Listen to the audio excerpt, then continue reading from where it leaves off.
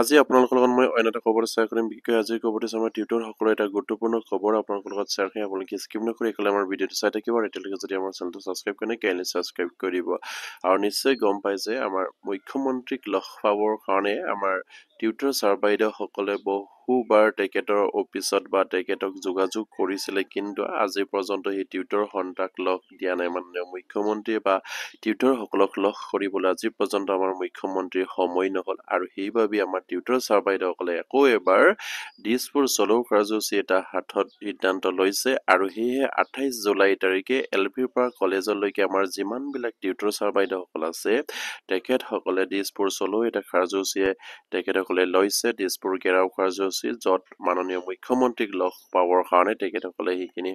এই দিছপুৰ চলো কাৰ্যসূচী হাতত লৈছে। আৰু বহুতো টিউটৰৰ সমস্যা আছে, সেই সমস্যাখিনি মাননীয় মুখ্যমন্ত্ৰী কেতিয়া সমাধান কৰিব, আমাৰ টিউটৰ শিক্ষকসকলক কেতিয়া শিক্ষকসকলে উন্নতিকৰণ কৰিব,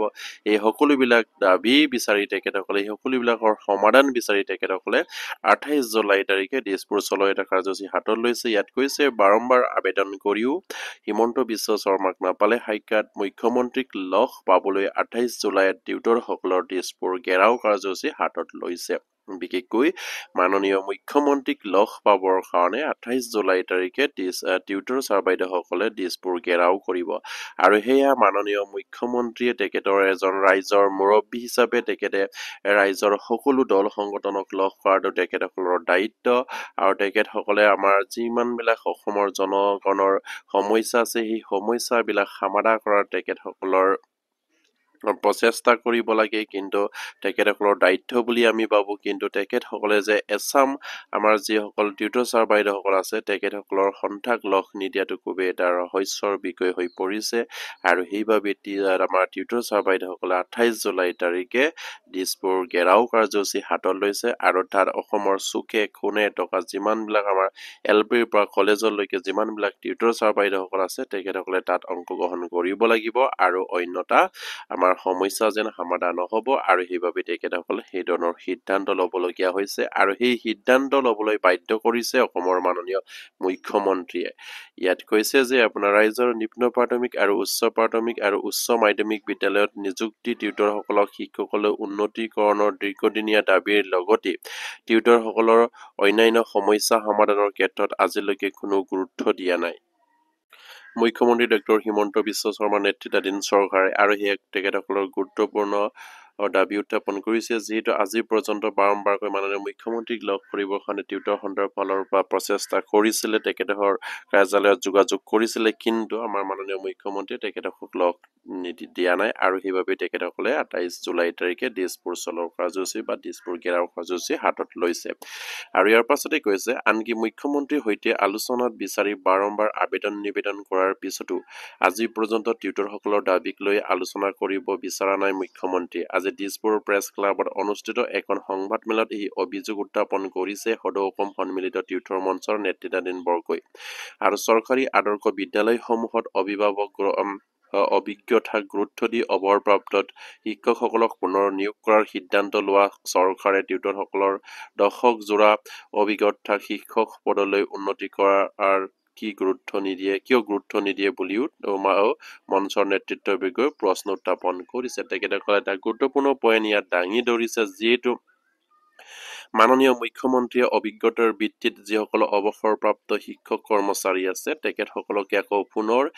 এখন মহাবিদ্যালয়ত আকৌ সেই অৱসৰপ্ৰাপ্ত আমাৰ যিসকল শিক্ষক কৰ্মচাৰী আছে তেখেতসকলকে আকৌ পুনৰ অভিজ্ঞতাৰ ভিত্তিত নিযুক্তি দিবলৈ গৈছে। কিন্তু আমাৰ সেইসকল টিউটৰ ছাৰ বাইদেউসকল বছৰ বছৰ ধৰি তেখেতসকলে বিনা বেতনে শিক্ষকতা কৰি অহাৰ যিখিনি অভিজ্ঞতা, আৰু আজি টিউটৰ হিচাপে 2021 চনৰ পৰা 2025 চনলৈকে যিখিনি 5 বছৰ সময় টিউটৰ হিচাপে যিখিনি অভিজ্ঞতা অৰ্জন কৰিলে চৰকাৰীভাৱে, সেই সকলোবিলাক তেখেতসকলে জাৰি চাই এই টিউটৰ ছাৰ বাইদেউসকলক টিউটৰ পৰা শিক্ষকলৈ পদোন্নতি কৰাত অসম চৰকাৰে গুৰুত্ব প্ৰদান কৰিব লাগে। আৰু সেয়া নকৰি তেখেতসকলে অন্য পালে গুৰুত্ব প্ৰদান কৰি যিসকল অৱসৰপ্ৰাপ্ত আমাৰ যিসকল শিক্ষক কৰ্মচাৰী আছে তেখেতসকলৰ অভিজ্ঞতাৰ ভিত্তিত আকৌ পুনৰ তেখেতসকলক নিযুক্তি দিবলৈ গৈছে। কিন্তু সেইসকল টিউটৰ ছাৰ বাইদেউসকলৰ সেইসকল আমাৰ বেঞ্চাৰ স্কুলৰ অনুষ্ঠানত বিনা বেতনে শিক্ষকতা কৰি অহাৰ যিখিনি তেখেতসকলৰ অভিজ্ঞতা সেই অভিজ্ঞতা কিয় মান্যতা দিয়া নাই বা তেখেতসকলে কিয় প্ৰদানভাৱে তেখেতসকলৰ সেই অভিজ্ঞতাক তেখেতসকলৰ যিখিনি এই স্বীকৃতি অসম চৰকাৰে দিব কিয় খোজা নাই আৰু সেইবাবে আমাৰ টিউটৰ ছাৰ বাইদেউসকলে খুব উজাৰি উল্লেখ কৰিছে যে তেখেতসকলকো সেই অভিজ্ঞতাৰ ভিত্তিত অতি সোনকালে টিউটৰ পৰা শিক্ষকসকলে উন্নতিকৰণ কৰিব লাগে যিহেতু মাননীয় মুখ্যমন্ত্ৰীয়ে যি কৰিম বুলি ভাবে সেয়া কৰি আহিছে আৰু সেইমতে টিউটৰ ছাৰ বাইদেউসকলেও তেখেতসকলৰ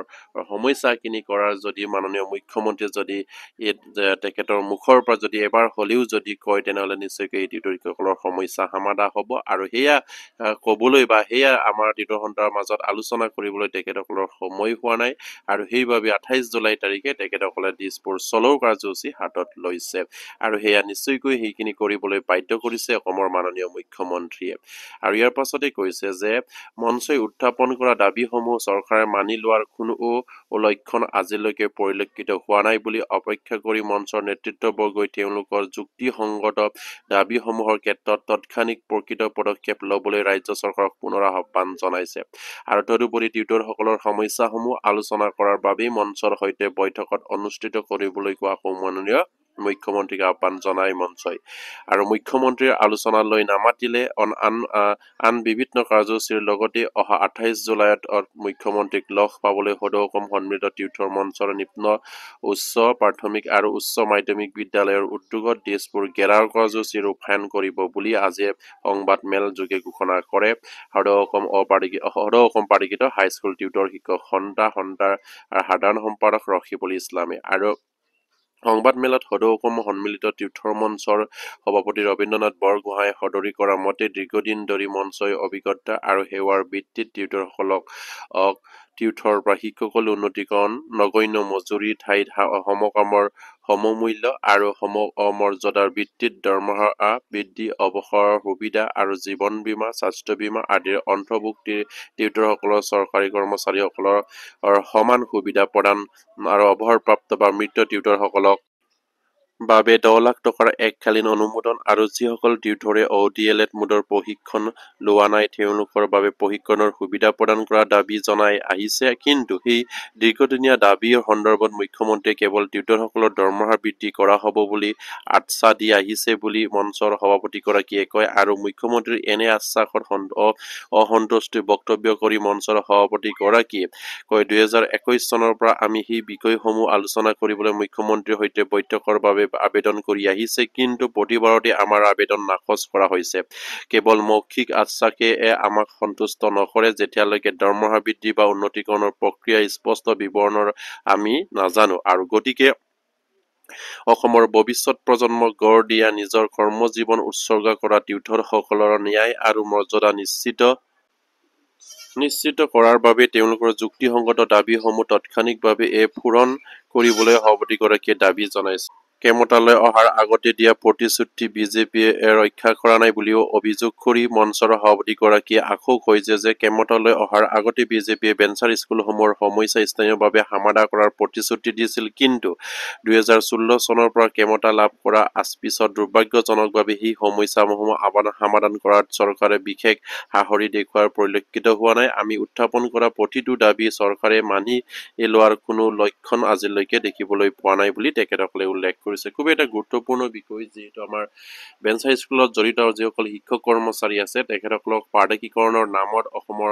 বৰ্তমানৰ মুখ্যমন্ত্ৰী তেতিয়াৰ মুখ্য শিক্ষামন্ত্ৰী হৈ তাৰ গোটেই যিখিনি চতুৰালি কৰি সেইসকল প্ৰাদেশিকৰণৰ নামত যিসকল শিক্ষকক টিউটৰ নামে পৰিচিত কৰি তেখেতসকলে পদ প্ৰাদেশিকৰণ কৰিলে সেয়া কেতিয়াও গ্ৰহণযোগ্য নহয় আৰু সেয়া কেতিয়াও ন্যায় প্ৰদান কৰা নহয় আৰু সেইবাবে সেই টিউটৰ ছাৰ বাইদেউসকলে এতিয়া বৰ্তমান ৰাজপথলৈ ওলাই আহিবলৈ বাধ্য হ'বলগীয়া হৈছে যিহেতু বৰ্তমানৰ মুখ্যমন্ত্ৰী তেতিয়াৰ শিক্ষামন্ত্ৰী হৈ থাকোঁতে কৈছিলে নিযুক্তি প্ৰদান কৰাৰ সময়তে আপোনালোকে চৰকাৰৰ ট্ৰেকলৈ আহক অতি সোনকালে আপোনালোকক টিউটৰ পৰা শিক্ষকসকলে উন্নতিকৰণ কৰা হ'ব আৰু সকলো সমস্যা সমাধান কৰা হ'ব বুলি প্ৰতিশ্ৰুতি প্ৰদান কৰি এতিয়া তেখেতসকলে সেই প্ৰতিশ্ৰুতিৰ পৰা যেন পালৰি কাটিছে সেইকাৰণে আমাৰ টিউটৰ ছাৰ বাইদেউসকলৰ 4 বছৰ পৰা জৰি তেখেতসকলক লগ কৰাৰ যিখিনি নিবেদন কৰিছে তেখেতসকলে এইখিনি ন্যায় আপোনাৰ নাকচ কৰিবলগীয়া হৈছে যিহেতু তেখেতসকলে প্ৰতিশ্ৰুতি ৰক্ষা কৰিবলৈ সক্ষম হোৱা নাই যিহেতু তেখেতসকলে যদি প্ৰতিশ্ৰুতি ৰক্ষা কৰিবলৈ সক্ষম হোৱা নাই তেনেহ'লে আমাৰ সেই সন্থাৰ লগত আলোচনা কৰি বিষয়টো কেনেকৈ সমাধা কৰিব পাৰে সেয়া চিন্তা কৰিব লাগিছিলে, কিন্তু আজি পৰ্যন্ত নকৰাত আমাৰ সেইসকল টিউটৰ বাইদেউসকল আজি সেই সমস্যাত আহিবলগীয়া হৈছে, যিহেতু ৰাজপথলৈ ওলাই আহিবলৈ তেখেতসকলে বাধ্য হৈছে। আৰু 2021 পৰা 2025 যিখিনি 5 বছৰ সময় উখলিবলৈ হৈছে, আৰু সেই সময়খিনি টিউটৰিকসকলৰ যদি সমস্যাখিনি এই বৰ্তমান অসম চৰকাৰে যদি সমাধান নকৰে আৰু 28 জুলাই তাৰিখে মাননীয় মুখ্যমন্ত্ৰীক লগ পাবৰ কাৰণে যিসকল টিউটৰ বাইদেউসকলে দিছপুৰ ঘেৰাও কাৰ্যসূচী হাতত লৈছে, আৰু সেয়া যদি আমাৰ মাননীয় মুখ্যমন্ত্ৰী তেখেতসকলক আকৌ লগ নিদিয়ে, ইয়াৰ পাছতো তেখেতসকলে নিশ্চয়কৈ জংগী আন্দোলনৰ সিদ্ধান্ত ল'ব। আৰু সেইবাবে মাননীয় মুখ্যমন্ত্ৰীক এই সদৌ অসম টিউটৰ মঞ্চৰ ফালৰ পৰা অনুৰোধ জনাইছে যে অতি সোনকালে তেখেতসকলৰ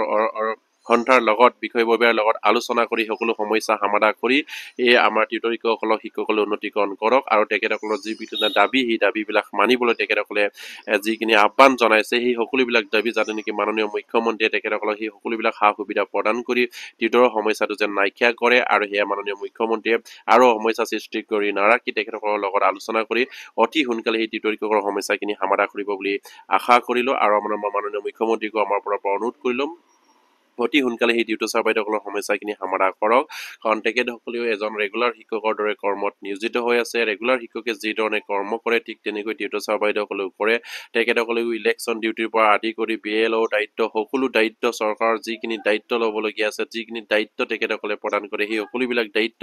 আমাৰ টিউটৰ বাইদেউসকলে গ্ৰহণ কৰি আহিছে, আৰু সেই সকলোবিলাক কথা চিন্তা কৰি মাননীয় মুখ্যমন্ত্ৰী টিউটৰ শিক্ষকসকলৰ সমস্যাখিনি সমাধান কৰক। আৰু অন্যথা তেখেতসকলে হয়তো পৰৱৰ্তী পৰ্যায়ত চৰকাৰৰ যিবিলাক দায়িত্ব তেখেতসকলক অযথাভাৱে তেখেতসকলক যিখিনি আৰোপ কৰিছে সেইখিনি হয়তো তেখেতসকলে বিৰত থাকিব, আৰু তেখেতসকলে পৰৱৰ্তী পৰ্যায়ত আন্দোলনমুখী হ'বলৈ বাধ্য হ'ব। আৰু সেয়ে মাননীয় মুখ্যমন্ত্ৰীক তেখেতসকলৰ ফালৰ পৰা বাৰম্বাৰকৈ অনুৰোধ জনাইছে যে আমাৰ সেই টিউটৰ বাইদেউসকলৰ লগত আলোচনা কৰি তেখেতসকলৰ সমস্যাখিনি অতি সোনকালে সমাধান কৰিব বুলি তেখেতসকলে আশাবাদী। আৰু সেইবাবে তেখেতসকলে দিছপুৰ ঘেৰাও কাৰ্যসূচী লৈছে 28 তাৰিখে, আৰু সেই 28 তাৰিখৰ দিনাই যেন মাননীয় মুখ্যমন্ত্ৰীয়ে তেখেতসকলক